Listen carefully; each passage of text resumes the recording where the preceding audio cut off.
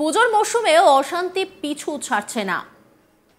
অর্জুন সিং এর বাড়ির সামনে চলল গুলি, পড়ল বোমা, আর তাতে জখম হলেন অর্জুন সিং নিজে। তার ভাটপাড়ার বাড়ির সামনে এই ঘটনা ঘটেছে। রীতিমতো উত্তপ্ত পরিস্থিতি। তারপর কে ঘটিয়েছে তা নিয়ে রীতিমতো প্রশ্ন উঠছে। যদিও অর্জুন সিং বলছেন এখানে পুলিশ প্রশাসন কেউ নেই, যা করার নিজেদেরকেই করতে হবে। তিনি নিজের হাতে আইন তুলে নেবার কথা বলছেন। জগদ্দলে বিজেপি নেতা ও প্রাক্তন সাংসদ অর্জুন সিং এর বাড়ির সামনে বোমাবাজি ও গুলি চলার অভিযোগ। শুক্রবার সকালের দিকেই তার বাড়ির সামনে বোমাবাজি হয়। সেই সময় অর্জুন সিং নিজেই বাড়িতে ছিলেন। বোমাবাজির খবর পেয়ে তিনি ঘর থেকে বাইরে বেরিয়ে আসেন। তার নিরাপত্তায় থাকা এক সিআইএসএফ জওয়ান আহত হয় বলে অভিযোগ। তারও পায়ের স্প্রিন্টার লাগে বলে জানা গেছে। এই ঘটনায় শাসক দলের দিকে অভিযোগের আঙুল তুলেছে অর্জুন সিং। অর্জুনের উপর হামলার জেরে জগদ্দলের মেঘনা মোড় এলাকায় উত্তেজনা ছড়ায়। অর্জুন বলেন, আমি বাড়ির ভিতরে ছিলাম, আমার নিরাপত্তা রক্ষী এবং কর্মীদের উপর ইট বোমা ছোড়া হয়, গুলিও চলে। বিধায়ক বসেছিলেন, তার উপরেও হামলা হয়, আমার পায়ে বোমার স্প্লিন্টার লেগেছে। ঘটনার পর সাংবাদিক বৈঠকে অর্জুন সিং কি বলেছেন চলুন শুনে নিই।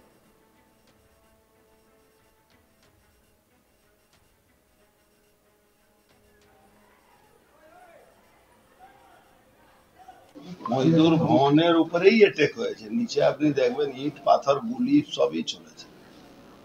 তারপরে আমি নেমেছি, আমাকে সব চিল্লাচ্ছে, আমি ঘুমোচ্ছিলাম তো চিল্লাচ্ছে, তখন আমি নেমেছি। নেওয়ার পরে নিচে দেখছি তো পুরো বম, পাথর ইট চালাচ্ছে। আর পুলিশ পিছনে, ওদের পিছনে পুলিশ দাঁড়িয়ে আছে, এদিকে আমাদের সিকিউরিটি দাঁড়িয়ে আছে পুলিশের সামনে। আপনি কি আহত হয়েছেন? আমার পায়ে বোমের স্পিলটা লেগেছে। তখন বোম চলছিল, আপনি যখন 20-25টা বোম চলেছে, তারপরে 15-20টা গুলিও চলেছে। যারা করেছে তাদের কোনো শনাক্ত করতে পেরেছে? হ্যাঁ, নমিত সিং ছিল, আর ওই যারা এনআইএ কেসে সব আসামিগুলো সব ছিল। এর আগেও আপনার বাড়িতে বোম ঘটনায় গ্রেফতার। সিসি ক্যামেরা লাগানো হয়, তা সত্ত্বেও সিসি ক্যামেরা দিয়ে কি হবে? পুলিশের সামনে বোম চালাচ্ছে, আর সিসি ক্যামেরা কি করবে? সিসি ক্যামেরা, সিসি ক্যামেরা সামনে গুলি চালাচ্ছে, বোম চালাচ্ছে। তারপরে ওকে পুলিশের সিকিউরিটি, জগদ্দলের এমএলএ থানা থেকে ওকে অ্যারেস্ট করে নিয়ে গেছে। একটা তৃণমূলের একটা লোককে মেরেছিল, তখন গুলি চালিয়েছিল। তখন থানাতে ওকে নিজের গাড়িতে বসিয়ে পুলিশ, জগদ্দল থানার একজন সাব ইন্সপেক্টর, ওর জগদ্দল থানার জগদ্দলের বিধায়কের গাড়িতে বসে ওকে নিয়ে গিয়ে কোর্টে নিয়ে বেল করিয়েছিল। তো ও বোমগুলি না চালালে কে চালাবে? প্রশাসন এখানে কোথায় আছে? পশ্চিমবাংলা প্রশাসন আছে? পশ্চিমবাংলাকে মমতা ব্যানার্জি জিহাদিদের আন্ডারে দিয়ে দিয়েছে। এখন বাঁচার জন্য আমাদেরকে নিজে লড়তে হবে। দাদা, আপনি যে ক্যাটাগরি নিরাপত্তা পান, আপনার এখানে সবসময় 144 থাকার কথা। পুলিশ নিরাপত্তা সবসময় পুলিশের সামনেই হচ্ছে। সব থেকে বড় ব্যাপার আর কি আছে? মানুষ খাকি বর্দি দেখে একটু সন্তুষ্ট থাকে, যাক পুলিশ এসে গেছে। কিন্তু এখানে পুলিশ দেখে লোক ভয় পাচ্ছে, পুলিশ এসে গেছে তার মানে গন্ডগোল হবে। পুরো সকালবেলা আপনি ভাবুন তো, 20 জন পুলিশ কি করে পৌঁছে গেল? তার মানে আগে থেকে প্ল্যান ছিল কি আমরা প্রোটেকশন দেবো, তোমরা এইগুলো কাজ করো। 20 জন পুলিশ ছিল। 20 জন পুলিশের মাঝখানে একটা ভিডিওতে দেখবে পুলিশকে ধাক্কা দিচ্ছে। পুলিশ, হয়তো সব পুলিশ খারাপ হতে পারে না, কেউ পুলিশ যদি প্রতিবাদ করছে তাকে ধাক্কা দিচ্ছে। কি করছে পুলিশ?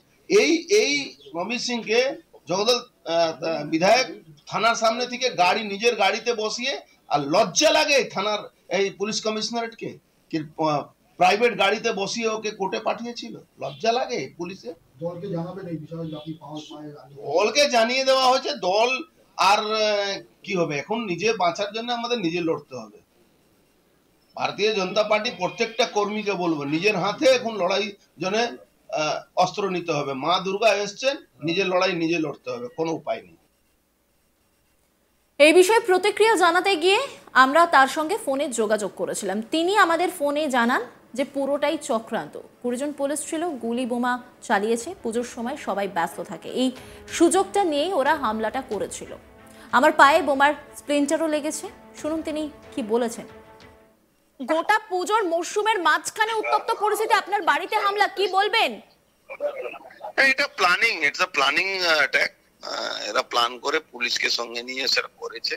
20 জন পুলিশ ছিল, পুলিশের সামনে এটা ঘটনাটা ঘটানো হয়েছে। গুলি, বম, ইট, পাথর চালিয়েছে। তখন তো আমরা সব এখনো মানে ওই পুজোর সময় তো আমাদের নবরাত্রি সঙ্গে যুক্ত থাকার জন্য সকাল সকাল সব ব্যস্ত থাকে, তো এই জন্য এই সুযোগটা নিয়ে ওরা অ্যাটাকটা করেছিল। আমার পায়ে স্পিলটনও লেগেছে, বোমের স্পিলটনও লেগেছে। পুজোর মধ্যে মানে কোথাও একটা উৎসবের মরশুম, মানে শান্তির বার্তা যেখানে বলা হয় সেখানে শান্তি বার্তা কোথায় আছে? শান্তি বাংলাতে কোথায় আছে? একটা মহিলাকে মেরে দিল আর তাকে বাঁচাবার জন্য কোটি কোটি টাকা সুপ্রিম কোর্টে খরচ করছে। এখানে শান্তি বার্তা এদের মমতা ব্যানার্জি শান্তি বার্তা যারা শুনে তারাও ভুল করছে, আর যারা ভাবে তারাও ভুল করছে। মমতা ব্যানার্জির কাছে শান্তি বার্তা কিছু, মমতা ব্যানার্জির বিরুদ্ধে লড়তে গেলে একদম সেই রাস্তায় লড়াই করতে হবে। আপনি বিরোধী দলের এই মুহূর্তে রয়েছেন, মানে আপনি বিজেপিতে রয়েছেন, তার জন্য কি আপনাকে টার্গেট করা হচ্ছে? কারণ আপনিও রীতিমতো আহত হয়েছেন। 100 বার আমরা বিজেপি করছি, আমরা প্রতিবাদী মানুষ, তার জন্য আমার উপরে অ্যাটাক করা হচ্ছে। 2024 সালে অর্জুনের বাড়ি মজদুর ভবনে হামলা হয়েছিল। সেই ঘটনার 2024-এর যেমন ঘটনা ঘটেছে ঠিক তেমনভাবে 2021-এও এই ঘটনা দেখা গিয়েছিল।